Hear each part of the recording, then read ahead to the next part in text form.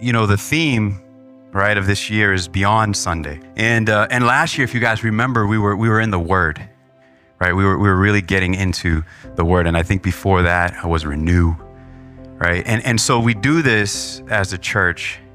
And I was talking to Miguel about it, and I said, we got to be careful. And he said, why do you say that? And I said, well, a lot of times what we'll do is we'll say, hey, here's the theme, and this is what we're going to focus on. But you guys realize what happens when you focus. You got a camera, you focus the lens, and what happens to everything else in the picture? It kind of just fades, right? And you're just looking at this one thing. So I said, we got to be a little bit more intentional about how we say this. We're not focusing, we're building.